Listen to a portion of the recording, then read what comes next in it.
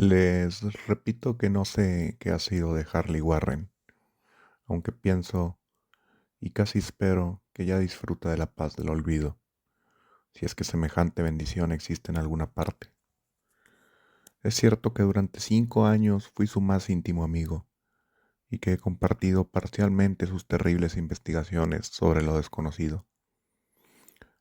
No negaré, aunque mis recuerdos son inciertos y confusos, que este testigo de ustedes pueda habernos visto juntos, como dice, a las 11:30 de aquella terrible noche por la carretera de Gainesville, camino del pantano del Gran Ciprés.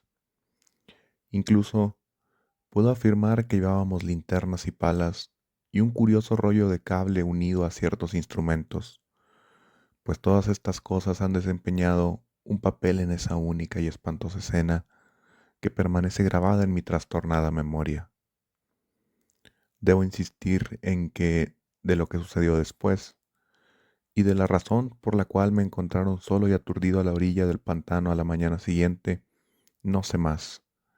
Lo he repetido una y otra vez.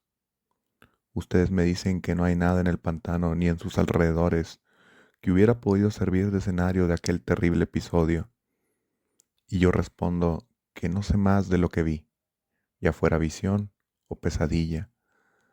Deseo ferviente que así haya sido. Es todo en cuanto puedo recordar de aquellas horribles horas que viví, después de haber dejado atrás el mundo de los hombres. Pero, ¿por qué no regresó Harley Warren? Es cosa que solo él, o su sombra, o alguna innombrable criatura que no me es posible describir podrían contar. Como he dicho antes, yo estaba bien enterado de los sobrenaturales estudios de Harley Warren, y hasta cierto punto participé en ellos.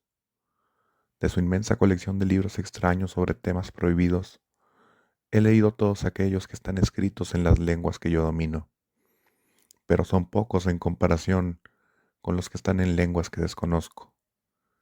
Me parece que la mayoría están en árabe, y el infernal libro que provocó el desenlace, volumen que se llevó consigo fuera de este mundo, estaba escrito en caracteres que jamás he visto. Warren no me dijo de qué se trataba exactamente.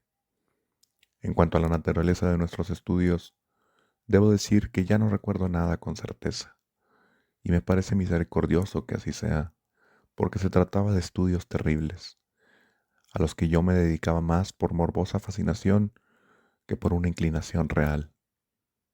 Warren me dominó siempre, a veces le temía.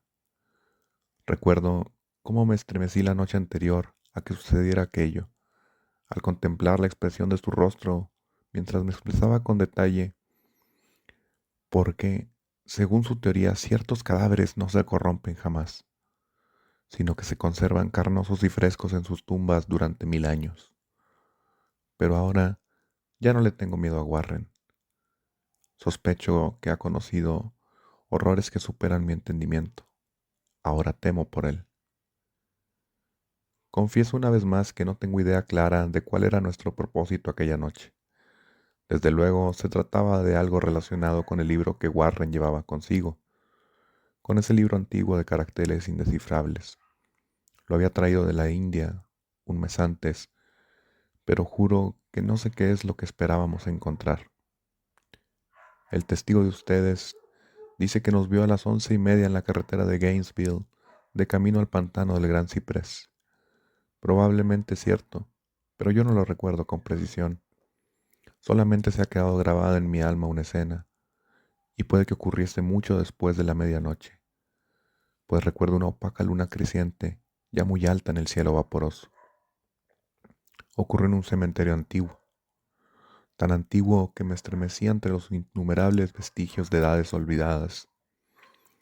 Se hallaba en una hondonada húmeda y profunda, cubierta de espesa maleza, musgo y hierbas extrañas de tallo rastrero, en donde se sentía un vago hedor que mi ociosa imaginación asoció absurdamente con rocas corrompidas. Por todas partes se veían signos de abandono y decrepitud. Me sentía perturbado por la impresión de que Warren y yo Éramos los primeros seres vivos que interrumpían un letal silencio de siglos. Por encima de la orilla del valle, una luna creciente asomó entre fétidos vapores que permanecían emanar de ignoradas catacumbas, y bajo sus rayos trémulos y tenues podía distinguir un repulsivo panorama de antiguas lápidas, urnas, cenotafios y fachadas de mausoleos, todo convertido en escombros musgosos y ennegrecidos por la humedad, y parcialmente oculto de la densa exuberancia de una vegetación malsana. La primera impresión vívida que tuve de mi propia presencia en este terrible necrópolis fue el momento en el que me detuve con Warren ante un sepulcro semidestruido y dejamos caer unos bultos que al parecer habíamos llevado. Entonces me di cuenta de que tenía conmigo una linterna eléctrica y 2 palas, mientras que mi compañero llevaba otra linterna y un teléfono portátil. No pronunciamos una sola palabra, ya que parecíamos conocer el lugar y nuestra misión ahí, y sin demora, tomamos nuestras palas y comenzamos a quitar el pasto, las hierbas, matojos y tierra de aquella morgue plana y arcaica. Después de descubrir enteramente su superficie, que consistía en 3 inmensas losas de granito, retrocedimos unos pasos para examinar la sepulcral escena. Warren pareció hacer hasta ciertos cálculos mentales. Luego regresó al sepulcro y, empleando su pala como palanca, trató de levantar la losa inmediata a unas ruinas de piedra que probablemente fueron un monumento. No lo consiguió. Me hizo una seña para que lo ayudara. Finalmente, nuestra fuerza combinada aflojó la piedra y la levantamos hacia un lado. La losa levantada reveló una gran abertura, de la cual brotó un tufo de gases miasmáticos tan nauseabundo que retrocedimos horrorizados. Sin embargo, poco después nos acercamos de nuevo al pozo y encontramos que las exhalaciones eran menos insoportables. Nuestras linternas revelaron el arranque de una escalera de piedra sobre la cual goteaba una sustancia inmunda, nacida de las entrañas de la tierra, y cuyos húmedos muros estaban incrustados de salitre.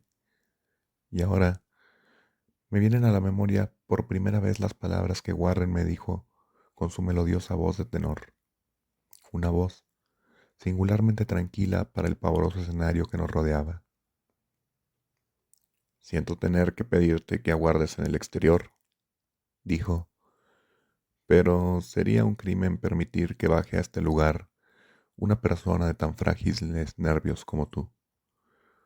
No puedes imaginarte ni siquiera por lo que has leído y por lo que te he contado, las cosas que voy a tener que ver y hacer. Es un trabajo diabólico. Carter, dudo que nadie que no tenga una voluntad de acero pueda pasar por él y después regresar a la superficie vivo y en su sano juicio. No quiero ofenderte, y bien sabe el cielo que me gustaría tenerte conmigo, pero, en cierto sentido, la responsabilidad es mía. No podría llevar un manojo de nervios como tú a una muerte probable o a la locura. Ya te digo, no te puedes imaginar cómo son realmente estas cosas, pero te doy mi palabra de mantenerte informado por teléfono, cada uno de mis movimientos. Tengo aquí cable suficiente para llegar al centro de la Tierra y volver. Aún resuenan en mi memoria aquellas serenas palabras y todavía puedo recordar mis objeciones. Parecía yo desesperadamente ansioso de acompañar a mi amigo a aquellas profundidades sepulcrales, pero él se mantuvo inflexible. Incluso amenazó con abandonar la expedición si yo seguía insistiendo, amenaza que resultó eficaz, pues solo él poseía la clave del asunto. Recuerdo aún todo esto, aunque ya no sé qué buscábamos. Después de haber conseguido mi reacia aceptación de sus propósitos, Warren levantó el carrete de cable y ajustó los aparatos. A una señal suya, tomé uno de estos y me senté sobre la lápida añosa que había junto a la abertura recién descubierta. Luego me estrechó la mano, se cargó el rollo de cable y desapareció en el interior de aquel indescriptible osario. Durante un minuto seguí viendo el brillo de su linterna y oyendo el crujido del cable a medida que lo iba soltando, pero la voz desapareció abruptamente, como si mi compañero hubiera doblado un recodo de la escalera y el crujido dejó de oírse también, casi al mismo tiempo. Me quedé solo, pero estaba en comunicación con las desconocidas profundidades por medio de aquellos hilos mágicos cuya superficie aislante aparecía verdosa bajo la pálida luna creciente. Consulté constantemente mi reloj a la luz de la linterna eléctrica y escuché con febril ansiedad por el receptor del teléfono, pero no logré oír nada, nada por más de un cuarto de hora. Luego sonó un chasquido en el aparato y llamé a mi amigo con voz tensa. A pesar de lo aprensivo que era, no estaba preparado para escuchar las palabras que llegaron de aquella misteriosa bóveda, pronunciadas con la voz más desgarrada y temblorosa que le oyera Harley Warren, el que con tanta serenidad me había abandonado poco antes. Me hablaba ahora desde abajo, con un murmullo trémulo, más siniestro que el más estridente alarido. Dios, si pudieras ver lo que veo. No pude contestar. Enmudecido, solo me quedaba esperar. Luego volví a oír sus frenéticas palabras. Carter, es terrible, monstruoso, increíble. Esta vez no me falló la voz y derramé por el transmisor un aluvión de excitadas palabras. Aterrado, seguí repitiendo. Warren, ¿qué es? ¿Qué es? De nuevo me llegó la voz de mi amigo ronca por el miedo, teñida ahora de desesperación. No te lo puedo decir, Carter. Es algo que no se puede imaginar. No me atrevo a decírtelo. Ningún hombre podría conocerlo y seguir vivo. Dios mío, jamás imaginé algo así. Otra vez se hizo el silencio, interrumpido por mi torrente de temblorosas preguntas. Después se oyó la voz de Warren en un tono de salvaje terror. Carter, por el amor de Dios, vuelve a colocar la losa y márchate de aquí si puedes. Rápido, déjalo todo y vete. Es tu única oportunidad. Hazlo y no preguntes más. Lo oí, pero solo fui capaz de repetir mis frenéticas preguntas. Estaba rodeado de tumbas, de oscuridad y de sombras, y abajo se ocultaba una amenaza superior a los límites de la imaginación humana. Pero mi amigo se hallaba en mayor peligro que yo, y yo, en medio de mi terror, sentí un vago rencor de que pudiera considerarme capaz de abandonarlo en tales circunstancias. Más chasquidos, y después una pausa. Se oyó un grito lastimero de Warren. Esfúmate, por el amor de Dios. Pon la losa y esfúmate, Carter.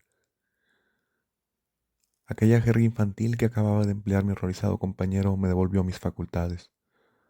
Tomé una determinación y grité. Warren, ánimo, voy para abajo. Pero a este ofrecimiento, el tono de mi interlocutor cambió a un grito total de desesperación.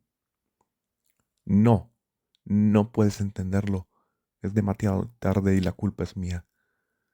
Pon la losa y corre. Ni tú ni nadie puede hacer nada más. El tono de su voz cambió de nuevo. Había adquirido un matiz más suave, como de desesperanza, resignación. Sin embargo, parecía en él una tensa ansiedad por mí. Rápido, antes de que sea demasiado tarde. Traté de no hacerle caso. Intenté vencer la parálisis que me retenía y cumplir con mi palabra de correr en su ayuda. Pero lo que murmuró a continuación me encontró aún inerte encadenado por mi absoluto horror. Carter, apúrate. Es inútil. Debes irte. Mejor uno solo que los dos. La losa. Una pausa, otro chasquido y luego la débil voz de Garra. Ya casi ha terminado todo. No me hagas esto más difícil todavía. Cubre esta maldita escalera y salva tu vida. Estás perdiendo tiempo. Adiós, Carter. Nunca más te volveré a ver. Aquí, el susurro de Warren se dilató en un grito que se fue convirtiendo gradualmente en un alarido preñado del horror de todos los tiempos. Malditas sean estas criaturas infernales. Son legiones. Dios mío, esfúmate. Vete, vete. Después el silencio no sé durante cuánto tiempo permaneció ahí, estupefacto, murmurando, susurrando, gritando en el teléfono, una y otra vez por todos. Esos eones que susurré y murmuré, llamé, grité, chillé. Warren, Warren, contéstame, ¿estás ahí? Y entonces llegó hasta mí el mayor de todos los horrores, lo increíble, lo impensable y casi inmencionable. He dicho que me parecieron neones. El tiempo transcurrido desde que oyera por última vez la desgarrada advertencia de Warren, y que solo mis propios gritos rompían ahora el terrible silencio. Pero al cabo de un rato, sonó otro chasquido en el receptor, y agudicé mis oídos para escuchar. Llamé de nuevo. Warren, ¿estás ahí? Y en respuesta, oí lo que ha provocado estas tinieblas en mi mente. No intentaré, caballeros, dar razón de aquella cosa, aquella voz, ni me aventuraré a describirla con detalle, pues las primeras palabras me dejaron sin conocimiento y provocaron una laguna en mi memoria que duró hasta el momento en que desperté en el hospital. Diré que la voz era profunda, hueca, gelatinosa, lejana, ultraterrena, inhumana, espectral. ¿Qué debo decir? Esto fue el final de mi experiencia y aquí termina mi relato. Oí la voz y no supe más. La oí ahí sentado, petrificado, en aquel desconocido cementerio de la hondonada, entre los escombros de las lápidas y tumbas desmoronadas, la vegetación putrefacta y los vapores corrompidos. Escuché claramente la voz que brotó de las recónditas profundidades de aquel abominable sepulcro abierto, mientras a mi alrededor miraba las sombras amorfas necrófagas bajo una maldita luna menguante, y esto fue lo que dijo. Tonto, Warren ya está muerto.